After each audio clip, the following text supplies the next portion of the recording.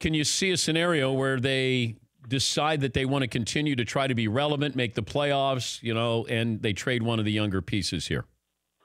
I think they have to make some sort of roster alteration, whether to get another shooter or to get a shooter, because they really don't have that many, and to get better underneath. I mean, they signed Tyson Chandler, but they basically have him and JaVale McGee. And, they really aren't that strong at the rim. They've got a lot of perimeter guys. They've got a lot of guys like Rondo, Ball, and James who are accustomed to having the ball at crunch time, and there's only one of those basketballs out there. So it's kind of an oddly put together roster, which is, you could use that as a defensive Luke Walton, that, he hasn't really been given a smooth running roster.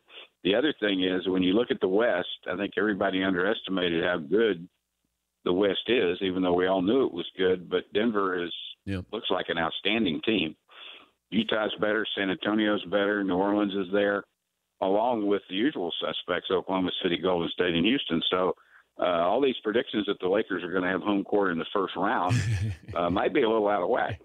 I thought if they got to 50 wins, I'd give LeBron the MVP. I thought it was going to be a Herculean task because, being on the East Coast, I got to see the Cavs every night they played, and I saw what they were playing against.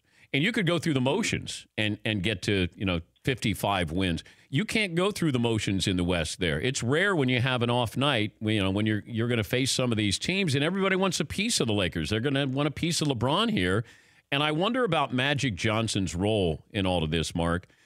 As a player, he controlled the tempo. It's hard to control this in his position, and it feels like if you're already getting frustrated with Luke Walton this early in the season, this doesn't end well.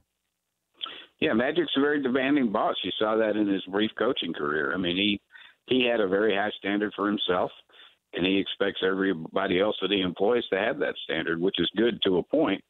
But it certainly leads to impatience and tension. And I think you're right. The other factor in the West is that LeBron has never dealt with before is, the travel is different. I mean, you're not back in you're not flying back to Cleveland from Washington and Atlanta and Detroit and all these places and getting home by midnight. Your trips are longer and it's more grueling, and you're playing better teams.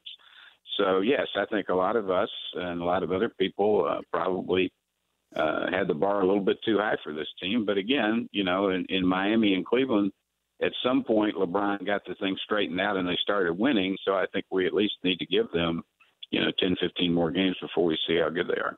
For more Dan Patrick Show, tune to Audience Channel 239 on DirecTV or download the Dan Patrick Show app.